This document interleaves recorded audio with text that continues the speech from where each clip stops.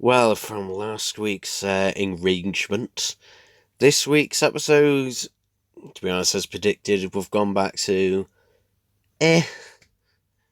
That's basically the best way I can describe this episode. So, series 12, episode 6, Praxeus, just finished watching it, and yeah, not really much to say at all about it. It's just, out of everything, it reminded me most of all of, Alfred Hitchcock's The Bergs, at least for a brief 15-minute bit where birds attack people and kill people.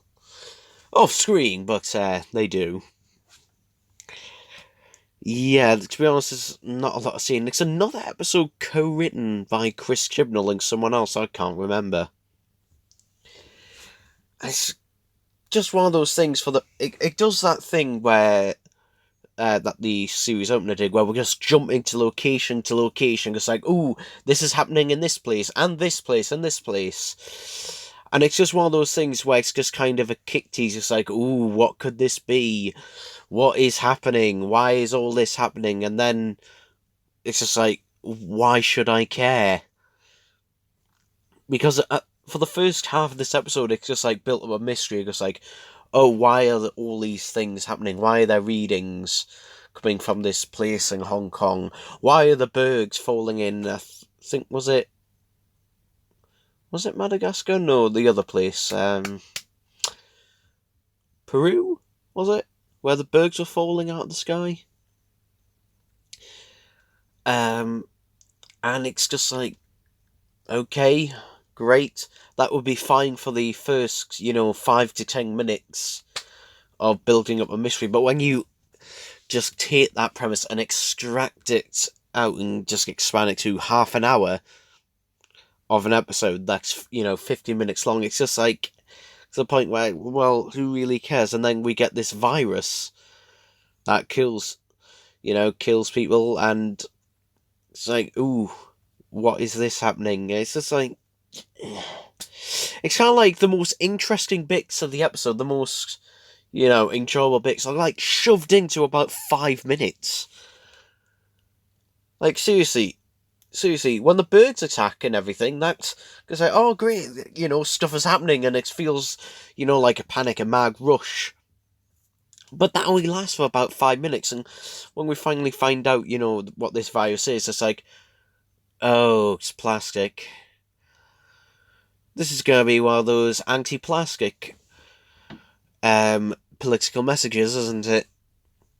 I will say though, it wasn't as shoved down your throat as episode 3, but to be honest, it kind of really felt similar to Orphan 55 in a lot of ways. In the, hey human race, don't, get rid of your plastic, otherwise this is gonna happen. Yeah. It's just like, oh god, here we go again with it. And I know some people are going to say, oh, Doctor had political messages in the past. It's just like, yes, but they were generally subtle, and also they weren't in every single story. It's kind of like, for example, I enjoy a Unix story, but having one, one after the other kind of gets a bit repetitive and boring. Like, the John Pertwee stories, generally, expect to break them up a bit. Well, saying that, they're still enjoyable stories on their own. This is just what I just call, it happened, it was there, and then it was gone. I mean, it was better than last week's episode, but so was anything better than last week's episode, in my opinion. Because, at least it was just like a come here, come there, come gone kind of thing. This is just like a painfully forgettable thing. I'm probably, to be honest, my friend had to tell me that Doctor Who was on, because I literally had completely forgotten that was on, and yeah, to the point where if I wasn't doing these videos on, this is the only reason I'm watching these episodes, is to do videos on them. That is the only reason I am watching them now, because literally I was just bored for most of this one. I was bored. Last week's, admittedly, I wasn't bored. I was pissed off. Admittedly, I was pissed off. I wasn't feeling any happy thoughts. And it's, no enjoyment apart from the first, 20 minutes of the previous episode. But this one was just like a painfully average thing. It's something that you're just going to forget T-1 day. I mean, the Nikola Tesla episode, the only two things I can remember about is it was about Nikola Tesla, it had,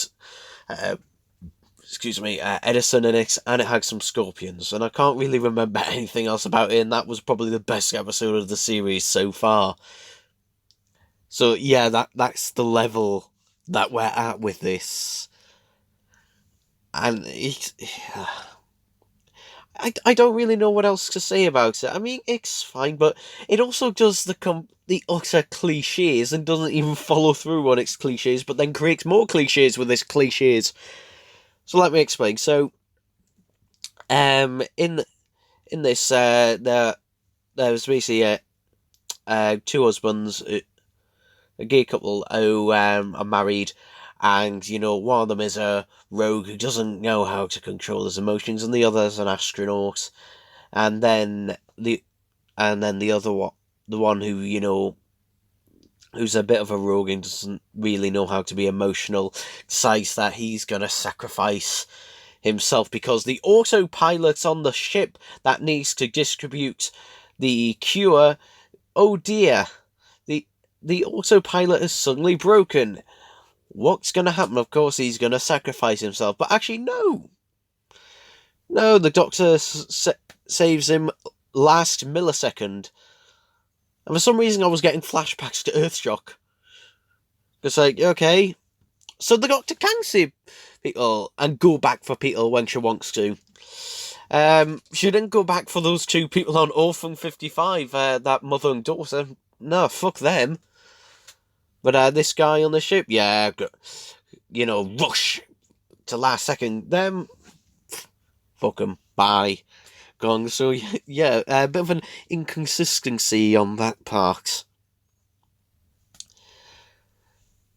You might notice I'm talking about other episodes a lot, and to be honest, it's just like, there's so the thing is, there's so little to talk about in this. I mean, last week's episode, admittedly, at least it got me to feel some emotional back.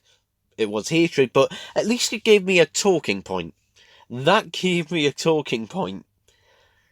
This didn't. This doesn't really give me much of a talking point, as it's something that can just be passed by and just gone. I don't know which one. I don't know which one I hate more: vile hatred towards something, or complete towards something that can just harmlessly go by and forget about. I honestly don't know. Yeah. Oh yeah, and Ryan gets another love interest in this one. Just like, another one? Seriously, another one? It's just making me question. Just like, is that going to be that's almost like the Rory dying thing now. Just like every, other episode, Ryan's going to get a love interest. The problem is, as actor, can't fucking act. He has one expression and one monotone of voice for whatever is happening or whatever he is doing. So you can't take him seriously. Although, admittedly, it sometimes is pretty funny when he's supposed to be doing acting out something seriously or emotional, and he just does it in that monotone voice. It then ironically becomes funny in that respect. Okay, yeah. Oh, and the villains, of course, the villains, the people who are in gas masks and sort of hazmat suits. Yeah, they're aliens, but they're just, humanoids. They look human. It's probably to save on budget more than anything else, let's be fair. It's probably a budget-saving method. Although saying that, it could equally be just like, oh look, these people look like humans and they fucked up with plastic. Let this be a warning to you. Just like Hope from 55. Which, to be honest, I'm getting really sick of, to be honest. Anyway, yeah, that's it. That's really it. I don't really have anything else to say. And next week's episode is probably going to be more the same. And probably more the same after that. And then we'll get to the finale, which will probably feature the Cybermen. You know, because, well, we know the Cybermen are in this series. And maybe an appearance of some Daleks, because we know they were filming with the Daleks. They've denied it, but we've got the fucking photos that they were filming with them. So either they're in the finale or they're going to be in a future special, but we know that they're going to have Daleks at some point because, you know, they have to. It's the termination escape contract. They're going to have the Daleks at some point this year, or maybe they can get away with another New Year's special, who knows, with them, but yeah. Anyway, that knick-knack paddywhack. Unfortunately, I've finished watching all of the Season 26 Blu-ray box sets this week, so yeah, watch now. Still got a little bit of a wait for the Faceless Ones. I